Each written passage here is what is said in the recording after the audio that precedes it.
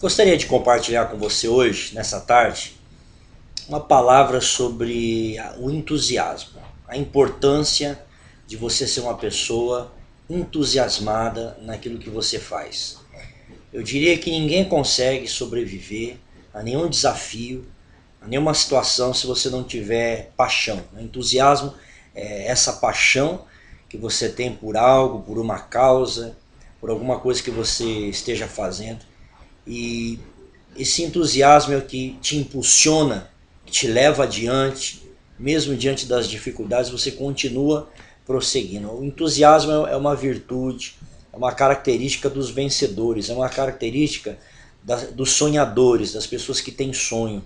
Porque a pessoa entusiasmada, ela não para, ela não se foca no problema, mas ela consegue sempre olhar adiante. O entusiasmo está muito ligado também ao otimismo, né?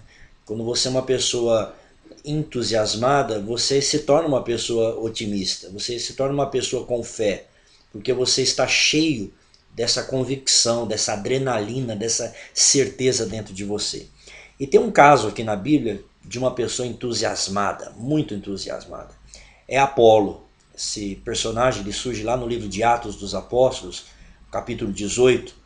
Ele é um alexandrino, ele vem de Alexandria, na época situada no Egito, que inclusive era considerada a segunda capital do progresso, do crescimento naquela época. Vinha Roma em primeiro lugar, logo em seguida vinha Alexandria no Egito. Todo o pensamento de Alexandria era um pensamento filosófico, já era um pensamento grego, né? O pensamento, filosofia grega já tinha se espalhado por toda aquela região. E esse camarada aqui, né, Apolo, ele crê no Evangelho, ele recebe, inclusive a Bíblia diz aqui que ele era um homem eloquente e que acumulava grande experiência nas Escrituras e que ele fora instruído no caminho do Senhor. Então ele conhecia muitas coisas, muitos fundamentos sobre as profecias messiânicas, sobre a vinda de Jesus, o Messias. Ele conhecia tanto, né? O conhecimento dele vinha até exatamente o batismo de João. Então, dentro dessa revelação, dessa instrução que ele recebeu, desse discipulado que ele recebeu, foi ensinado para ele a respeito de quem era Jesus, a respeito das Escrituras, do cumprimento das Escrituras na pessoa de Cristo.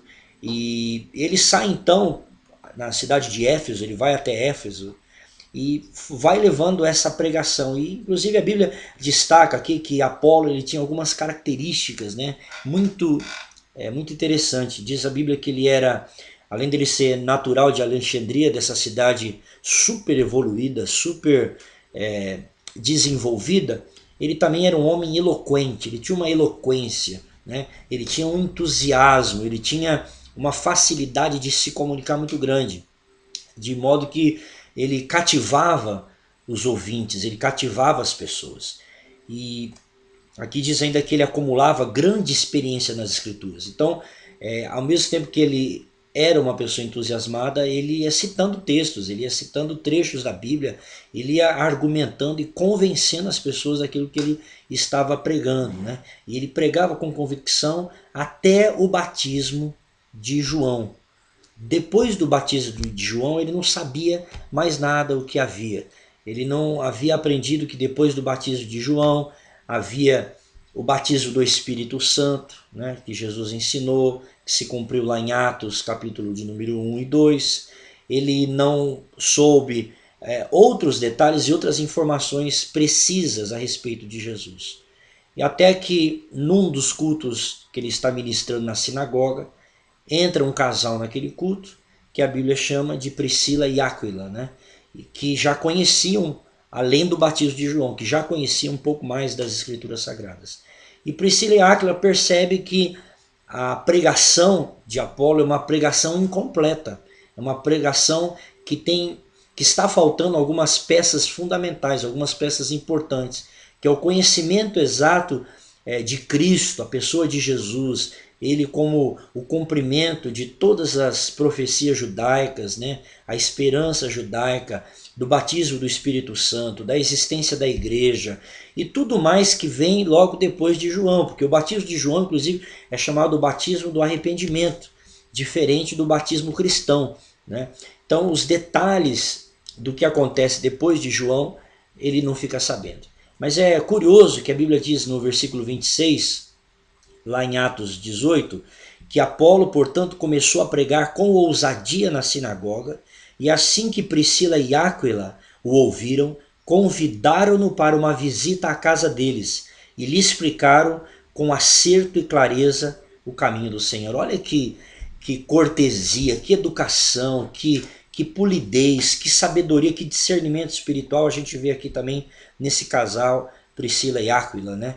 Eles perceberam que o amado irmão Apolo estava pregando a palavra, mas que na sua teologia, no seu conhecimento, estava faltando alguns elementos importantes para que ele pudesse pregar todo o conselho de Deus, toda a verdade de Deus. Vamos dizer que ele seria um pregador com uma mente judaica, né? Faltava ele conhecer um pouco mais sobre o evangelho da graça, né? A graça em Cristo, a salvação em Cristo, os dons espirituais e tudo mais daquilo que estava a partir de João.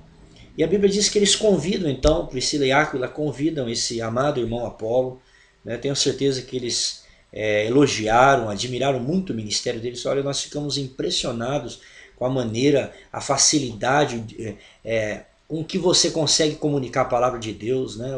O dom, a oratória que você tem, o fervor que você tem, o zelo que você tem. Mas nós precisamos explicar que algumas coisas também está faltando nessa pregação que nós queremos explicar. E a Bíblia diz que explicaram com acerto e clareza o caminho de Deus. Então eles puderam trazer detalhes dentro da revelação da palavra, que então Apolo pôde compreender que realmente faltavam alguns elementos importantes. Com toda a humildade, tanto da parte de Priscila e Áquila, como do próprio Apolo, pregador, ele recebe essa palavra, e não só recebe, como ele se ajusta a esse conhecimento, e ele prossegue então adiante o seu ministério. E aí nós vamos ouvir falar de Apolo mais adiante, lá na carta à igreja de Corinto. Ele teve assim uma importância muito grande na vida de Paulo também, na história da igreja de Corinto, e ele prossegue o seu ministério como um mestre, como um doutor das escrituras, né, com toda a eloquência, com todo o conhecimento que Apolo tinha. Mas é curioso que algumas coisas eu quero ressaltar dentro dessa história, né, na história de Apolo. E algumas coisas chamaram minha atenção. Eu estava só lendo a Bíblia aqui, e eu falei, eu vou gravar esse vídeo aqui, espero que de alguma forma abençoe a vida daqueles que vão acessar a internet, que estão no Facebook aí. Algumas coisas me chamam a atenção. Primeiro é a importância do entusiasmo. Sem entusiasmo você não consegue chegar a lugar nenhum.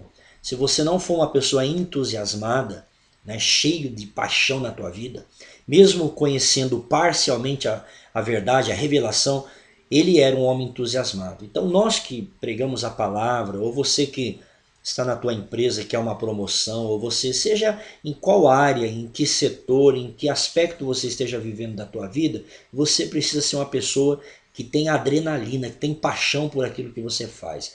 Você precisa ser a primeira pessoa a acreditar no que você faz. Porque se você não acreditar, ninguém vai acreditar.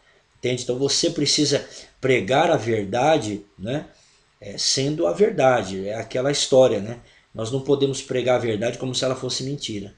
E muitas vezes uma pessoa de uma seita, de uma religião, um testemunho de Jeová que bate na porta da nossa casa, um mórmon, muitas vezes ele está pregando a mentira, eles pregam a mentira, mas como se fosse a verdade. E parece até convincente, né?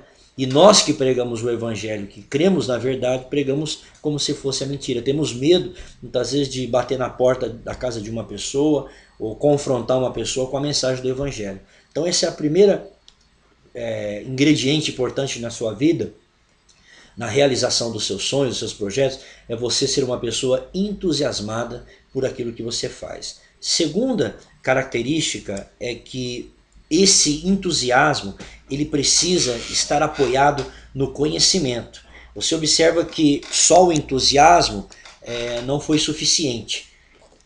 Algumas pessoas começaram a ouvir, precisamente Priscila e Áquila, perceberam que esse entusiasmo de Apolo uma hora iria acabar. Ou uma hora esse entusiasmo seria confrontado pela verdade, né? Pela certeza, pela convicção. Então só o entusiasmo ele não é suficiente. O seu entusiasmo ele precisa ser embasado, baseado na verdade da palavra de Deus.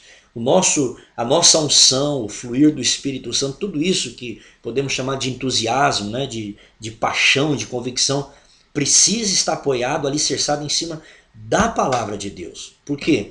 Porque uma hora ou outra nós seremos confrontados, questionados, e é aí a hora que não o nosso entusiasmo, mas as nossas convicções serão testadas.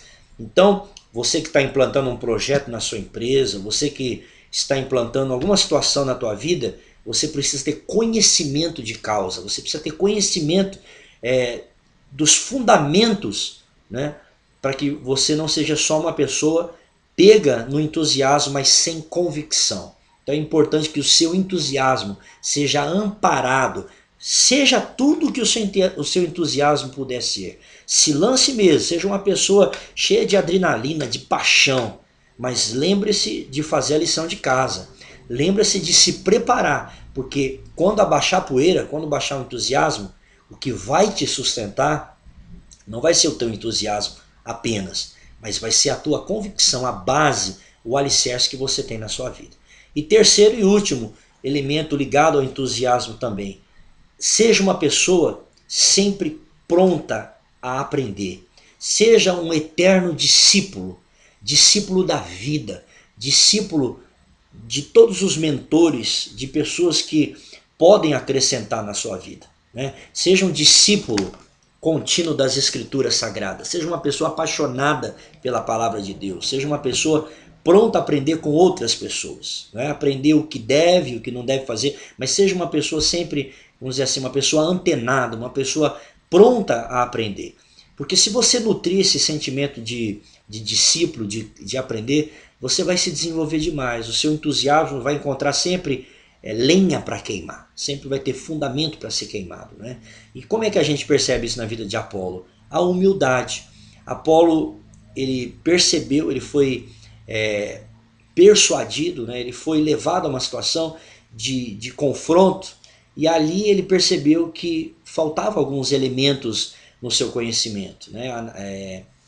Priscila e Áquila apresentam para ele verdades que ele não sabia. Ele poderia dizer, não, mas o povo está me ouvindo, o povo está feliz, o povo está gostando da minha pregação. Não, ele foi humilde, falou, realmente eu preciso me ajustar a esse conhecimento.